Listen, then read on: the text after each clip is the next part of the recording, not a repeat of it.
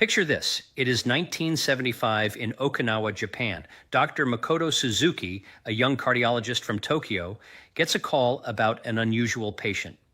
"Doctor, you need to see this," his colleague says. "There is a 100-year-old woman in Yomatan village who is outside cutting grass with a sickle." Skeptical, Dr. Suzuki drives out, expecting to find a frail elderly woman.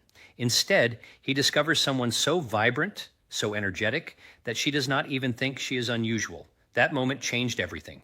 It sparked a 50-year quest that would unlock secrets hidden inside your body right now, secrets that could literally add decades to your life. But here is what is shocking. While Dr. Suzuki was documenting these incredible centenarians, another Japanese scientist was making a discovery so groundbreaking it would win him the Nobel Prize. Dr. Yoshinori Ohsumi had stumbled upon something extraordinary. Tiny cellular janitors working inside every cell of your body, devouring cancer cells, burning fat, and reversing aging damage. The problem? These microscopic heroes only spring into action under very specific conditions. And here is the kicker. Most of us accidentally shut them down every single day through habits that seem completely harmless. Today, I am going to reveal how these Japanese scientists cracked the code of cellular regeneration, and more importantly, how you can activate this hidden superpower starting tonight. But first, let me tell you about the day that changed Dr. Ohsumi's life forever. It was 1988. Dr. Yoshinori Ohsumi was staring through a microscope at yeast cells, feeling frustrated. For months, he had been trying to understand why cells sometimes seem to eat themselves. Other scientists thought he was wasting his time.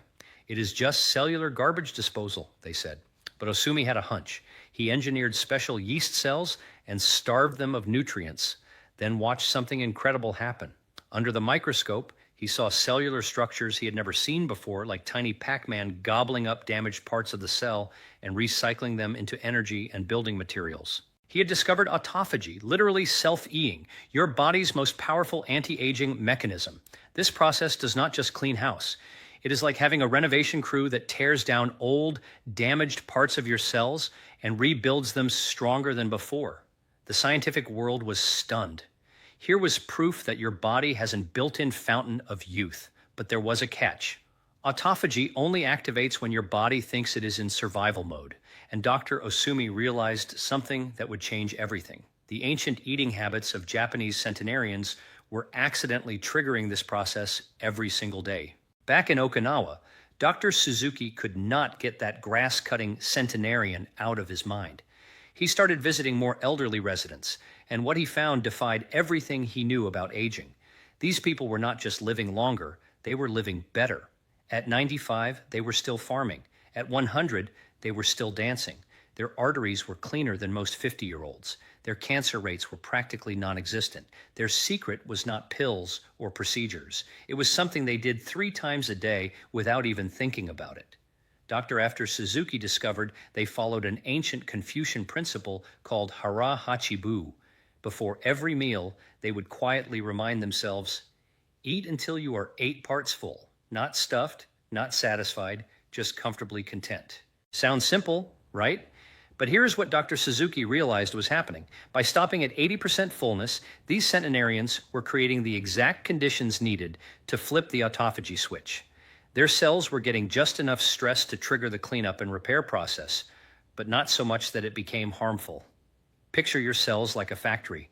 When you are constantly stuffed with food, all the workers are busy processing new materials. There is no time for maintenance. But when you give them a break, when you stop at 80%, suddenly the night shift arrives. They start cleaning, repairing, and throwing out the damaged equipment. But the story gets even more incredible. Enter Dr. Shigeyaki Hinohara, a man who would become a living legend in Japan.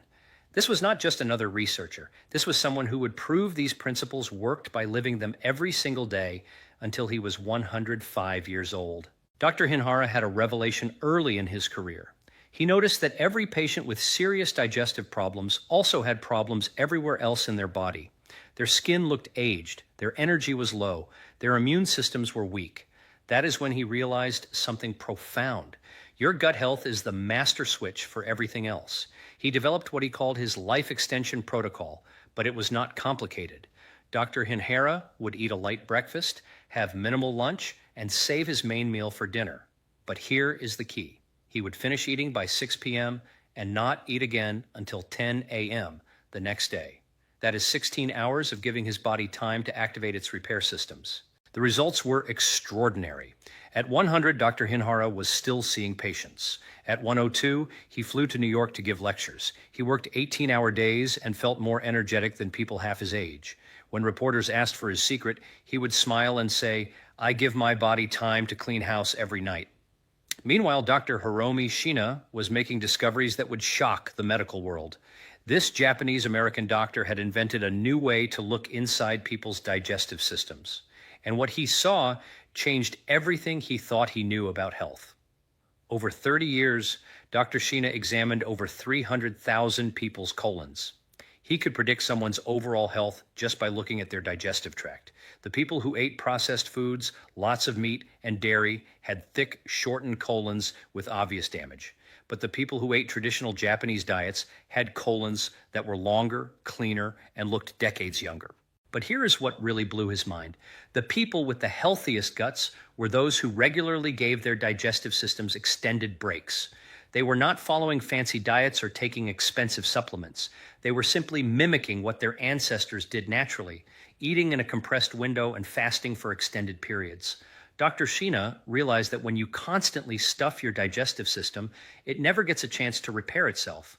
But when you give it 14 to 16 hours of rest, something magical happens. The cells lining your gut start regenerating. Your liver begins its deep cleaning process. Your entire body shifts into repair mode. Now here is where all these discoveries converge into something you can use tonight. Dr. Asumi's Nobel Prize research revealed that autophagy does not just happen randomly. There is a specific window when it becomes most active, and it is not when you think. Most people believe the magic happens during sleep, but that is only part of the story. The real activation occurs in the final hours before you wake up. When your body has been fasting for 12 to 16 hours, that is when your cellular janitors clock in for their most intensive work shift. But here's the problem with modern eating patterns. We shut down this process before it can work its magic. We wake up and immediately flood our systems with food, sending a signal that says, "Cancel the cleanup crew. New shipments are arriving." The Japanese Centenarians discovered something different. They learned to extend that magical window, sometimes stretching it to 16 or even 18 hours. During this time, their cells were not just surviving. They were thriving, rebuilding, and getting stronger. Dr. Suzuki made another fascinating discovery during his decades of research. The Okinawan Centenarians were not just eating less. They were eating completely different foods than the rest of Japan. While most Japanese ate white rice as their primary carbohydrate, Okinawans ate purple sweet potatoes. This was not by accident. These sweet potatoes are packed with compounds that actually enhance autophagy. They are low on the glycemic index, meaning they do not spike your insulin and shut down the cellular cleanup process. Instead, they provide steady energy while keeping your body in a state that promotes cellular repair. But the sweet potatoes were just the beginning. Dr. Suzuki documented how these centenarians filled their plates with bitter melon, seaweed, tofu, and vegetables in every color of the rainbow. Each food was like adding another tool to their cellular repair kit. The bitter melon, for example, contains compounds that help regulate blood sugar and keep insulin low, essential for maintaining autophagy. The seaweed provides minerals that support the detoxification process. The colorful vegetables deliver antioxidants that protect cells during the repair process. Here's a detail that most people miss. These centenarians were not just careful about what they ate, they were strategic about what they drank. Dr. Suzuki noticed that many of his healthiest subjects had a daily tea ritual that lasted for hours. But this was not just about relaxation. The teas they chose, jasmine, green tea, and special Okinawan blends, contained compounds that actually supported the autophagy process. The polyphenols in green tea, for instance, help protect cells during the cleanup and repair phase. Even more interesting, the ritual of slowly sipping tea throughout the day helped them practice portion control without even thinking about it. Another way they accidentally optimized their cellular regeneration. Dr. Hara made a discovery that completely changed how he approached the first meal of the day. Instead of the traditional heavy breakfast, he would start with fresh vegetable juice, usually carrot or apple juice, with a tablespoon of olive oil. This was not just about nutrition. The olive oil helped slow the absorption of sugars, preventing the insulin spike that would shut down autophagy. The vegetable juice provided essential nutrients without overwhelming the digestive system that had been working hard all night to clean and repair. But here's the crucial part. He would drink just half a glass, then wait 20 minutes before eating anything solid. This gave his body time to gently transition from the fasted state to the fed state, maximizing the benefits of both phases. What Dr. Suzuki, Dr. Hara, and Dr. Shina all discovered independently was that timing was not just important, it was everything. The human body operates on ancient rhythms that expect periods of feasting and fasting. When we disrupt these rhythms with constant eating, we break the very mechanisms designed to keep us healthy and young. The optimal pattern they discovered was simple. Finish your last meal by 6 or 7 p.m., go to bed with a slightly empty stomach. Wake up and wait at least 12 hours, preferably 16, before your first substantial meal. During this window, your cellular repair crews are working overtime, fixing damage, eliminating toxins, and literally rebuilding you from the inside out.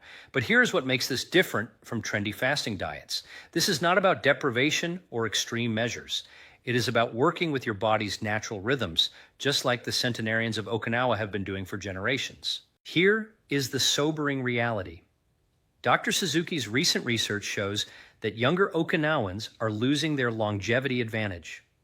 As they have adopted Western eating patterns, processed foods, constant snacking, late-night meals, their health outcomes are becoming similar to those of Americans.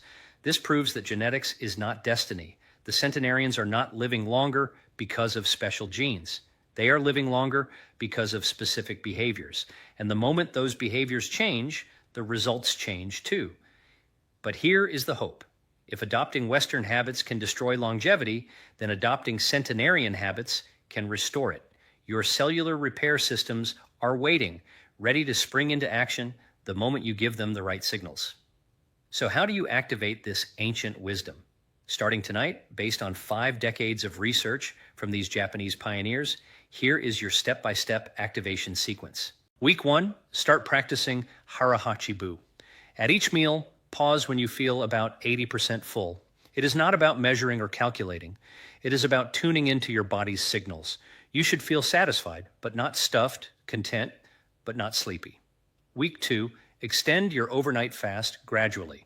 Start with 12 hours between your last meal and your first meal. If you finish dinner at 7 p.m., do not eat until 7 a.m. Once this feels comfortable, stretch it to 14 hours, then 16. Week 3, transform your morning routine. Instead of immediately eating solid food, start with fresh vegetable juice or herbal tea. Wait 20 minutes, then have a light, nutrient-dense meal focused on vegetables, healthy fats, and high-quality proteins. Week 4, optimize your main meal. Following the Okinawan model, make this a celebration of colorful whole foods: purple sweet potatoes, leafy greens, seaweed, tofu, and small amounts of fish or lean meat. Season with turmeric, ginger, and garlic, all autophagy enhancers. What can you expect as your cellular cleanup crews get back to work? The changes happen in waves, just like Dr. Suzuki observed in his Centenarians. Days 1 to 7, you will notice improved energy, especially in the late afternoon when you used to crash. Your sleep will deepen as your body shifts into its natural repair rhythms. Weeks 2 to 4, mental clarity improves dramatically. That afternoon, brain fog disappears. Your skin starts looking clearer, more radiant. You might notice your clothes fitting better, even without weight loss. Your body is becoming more efficient. Months 2 to 6, this is where the magic really shows up. Your immune system strengthens. Minor aches and pains start disappearing. People begin commenting that you look younger, more vibrant. Your energy becomes steady throughout the day instead of spiking and crashing. As this story continues, it is important to step back and recognize the deeper meaning behind everything these scientists uncovered. Beyond the data, beyond the laboratories, and beyond the statistics, there is a powerful truth quietly revealed through their lives. Longevity was never treated as a goal to chase. It was a natural byproduct of alignment with rhythm, moderation, and respect for the body's internal intelligence. What struck Dr. Suzuki most in his later years was not the age of the centenarians, but their mindset.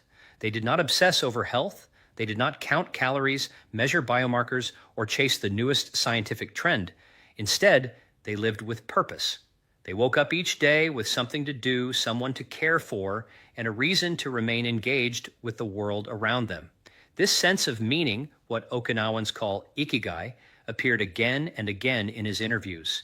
Even those with physical limitations spoke with clarity, humor, and gratitude. Their bodies aged, but their spirit remained intact. Dr. Osumi, reflecting on his Nobel Prize decades later, once remarked that the greatest discoveries often come not from chasing outcomes, but from observing nature patiently. Autophagy, he believed, was never meant to be forced. It was designed as a silent guardian, activating when the body was given space rather than excess. His research reshaped how scientists understood aging, not as a steady decline, but as a dynamic balance between damage and repair. This shift in understanding has profound implications. Aging is no longer seen solely as the accumulation of wear and tear. It is also shaped by how often the body is allowed to restore itself. In this way, time becomes an ally rather than an enemy. Each quiet hour of repair, each uninterrupted cycle of renewal, contributes to resilience at the cellular level. This is not dramatic or visible in the moment, but over years and decades, its impact becomes unmistakable. Dr. Hara embodied this philosophy until the very end of his life. Colleagues often noted that he never spoke about retirement. He believed stopping one's contribution to society accelerated decline more than any biological factor. To him, work was not stress. It was stimulation. It was evidence that the mind still had a role to play. Even in his final years, he planned lectures years in advance, fully expecting to be there to deliver them. What all these lives illustrate is that longevity is not built on a single habit or discovery. It is a mosaic. Small, consistent patterns repeated over time create an environment where the body can thrive. When these patterns are disrupted, the system struggles. When they are respected, the system flourishes. Modern science is now catching up to what these centenarians lived instinctively. Research institutions around the world are validating the same principles through different lenses. Cellular repair, metabolic flexibility, gut health, and circadian alignment are no longer fringe ideas. They are becoming central pillars of preventive medicine. Yet the elegance of the Okinawan lifestyle remains unmatched in its simplicity. There is also a quiet warning embedded in this story. As cultures modernize, convenience often replaces wisdom. Speed replaces patience. Abundance replaces moderation. Dr. Suzuki expressed concern that future generations may inherit advanced technology but lose ancient biological harmony. His hope was that by documenting these lives, the lessons would survive even if the traditions faded. Ultimately, this journey is not about extending life at any cost. It is about preserving vitality, clarity, and independence for as long as possible. It is about reaching advanced age without surrendering curiosity or joy. The Japanese pioneers featured in this story did not fear aging because they trusted the process. They trusted their bodies to respond when treated with restraint and respect. As science continues to explore the boundaries of human longevity, one message remains constant. The body is not fragile. It is adaptive, responsive, and remarkably capable of renewal. When given time, it remembers how to heal. When given balance, it remembers how to endure. This is the legacy of Okinawa, not a promise of immortality, but a reminder of what is possible when life is lived in rhythm rather than resistance. The secrets were never hidden. They were simply quiet, waiting for those willing to observe, listen, and honor the wisdom already written within the human body. As I finish writing this, Dr. Makoto Suzuki is still conducting research at 92 years old. He recently took up a new instrument, a 3-string sanli, proving that the curiosity and joy of learning that characterizes his centenarians continues to drive him forward. Dr. Osumi's Nobel Prize research has spawned thousands of studies, all confirming what he discovered in those yeast cells decades ago. Your body has an incredible capacity for self-renewal, but only when you give it the right conditions. The wisdom these Japanese pioneers discovered is not locked away in expensive treatments or complicated protocols. It is available to anyone willing to work with their body's ancient rhythms instead of against them. Tonight, as you finish your last meal a little earlier than usual, remember that you are not just changing your eating schedule. You are awakening cellular repair systems that have been waiting for this signal for perhaps years or even decades. You are joining a tradition that stretches back through generations of the world's longest lived people. Your transformation begins with a single choice, giving your body the gift of time to heal, repair, and regenerate itself. The results, as thousands of Japanese centenarians can attest, are nothing short of extraordinary. If this journey into the secrets of cellular regeneration has inspired you to unlock your body's hidden potential, please type yes in the comments below. Your engagement helps us continue sharing this life-changing research. Hit that like button if you are ready to start your own longevity journey. Share this with someone who needs to hear these secrets, and subscribe for more evidence-based discoveries that could add decades